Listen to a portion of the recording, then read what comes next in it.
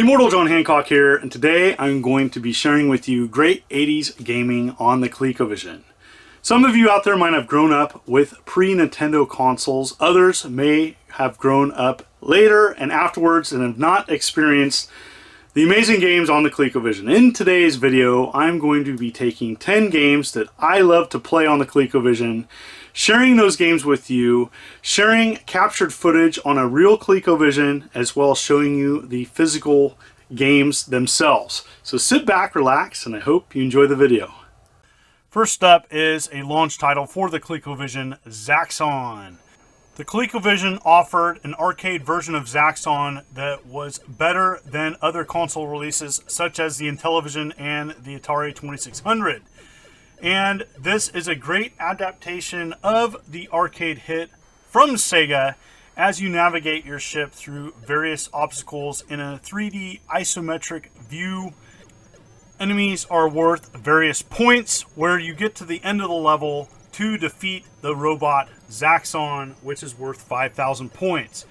If you are looking for this classic, there's good news. It is a fairly common game and very inexpensive. I'm sure many Coleco fans would agree that this is one of the major releases for the ColecoVision, well worth checking out.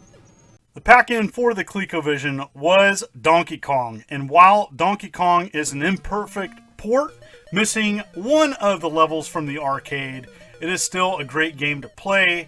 And you know, the ColecoVision was all about offering an arcade experience at home. This is a fantastic version of the arcade hit as you guide Mario up to save his girlfriend. This was one of the very first games that I experienced on the ColecoVision, and I was impressed with the graphic capabilities and how close it was to the arcade. Now, I know there are better versions of this arcade classic offered on other consoles and classic computers, but if you're wanting to experience the 80s in pure form, look no further than playing Donkey Kong on a ColecoVision. Part Pac-Man, part Kicks, Pepper 2 is a great addition to the ColecoVision library in which you are zipping around. You are Angel Pepper, avoiding various enemies and trying to complete each maze by enclosing all the sections of it. You can go from maze to maze, and I think that's kind of a cool aspect of this game. When you enclose a section with a pitchfork, you can then destroy enemies for a limited amount of time. This is a great game, and it's fairly common to find on the ColecoVision, although the name is terrible. There never was a Pepper 1. There was an obscure arcade game, Pepper 2, but I never played it until way later into my collecting days. Every console had to have a good maze game, and this satisfied the ColecoVision owners for maze games. This is a good example of a game that I've learned to appreciate more as I've gotten older.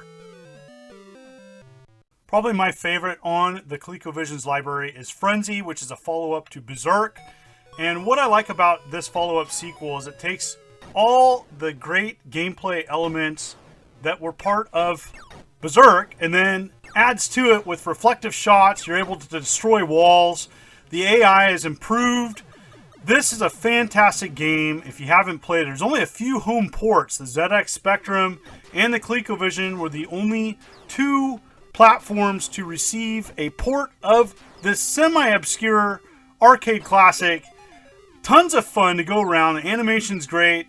I am a huge fan of this game. Now, you can destroy Evil Otto in this game, but look out, you will get nuked.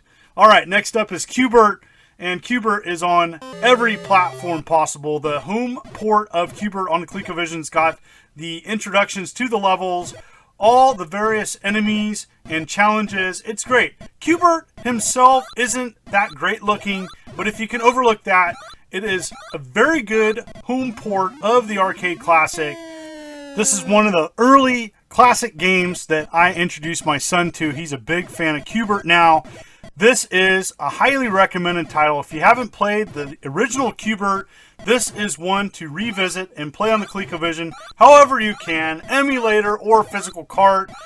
Sometimes the control of QBert can baffle people. One strategy if you're playing on original ColecoVision is to rotate the controller 45 degrees.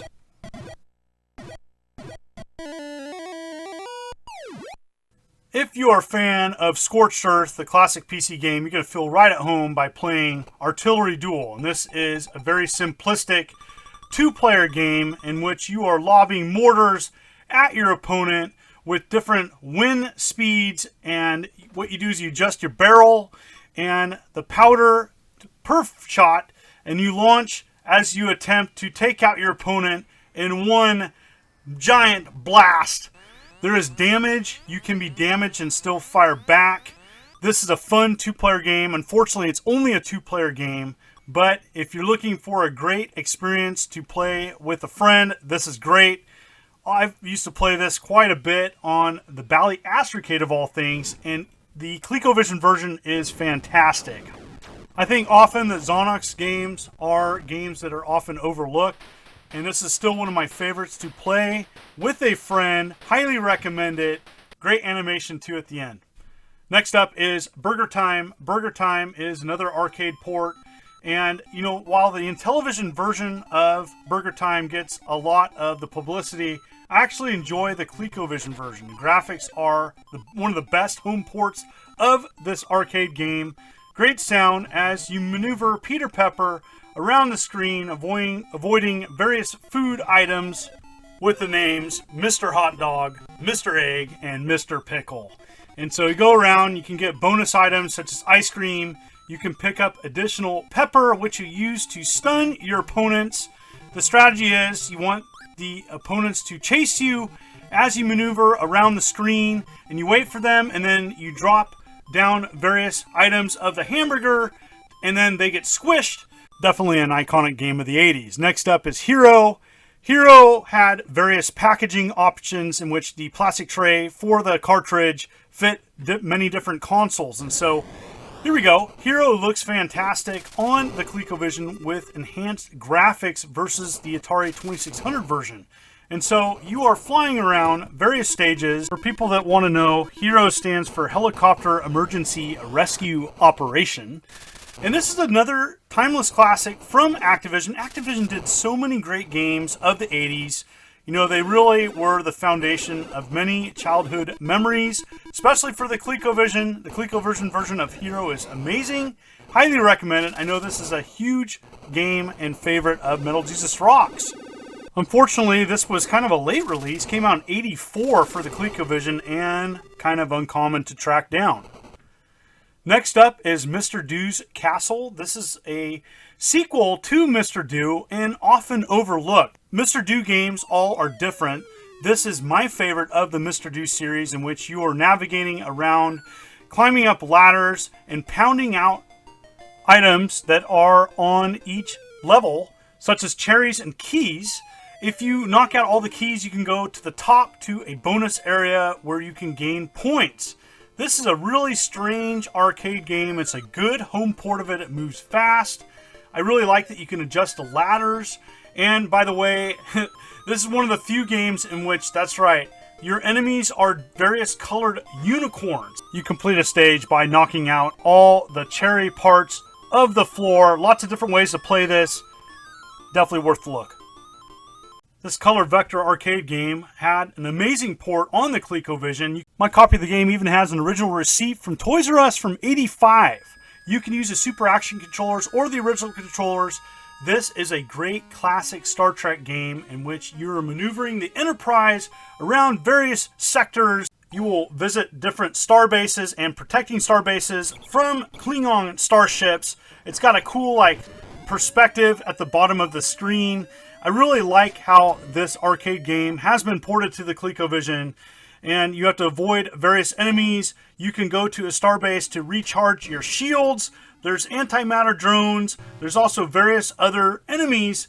I really like this game quite a bit. Great graphics and sound. It definitely is one of the better home ports of this arcade classic. It wouldn't be the 80s without Star Trek.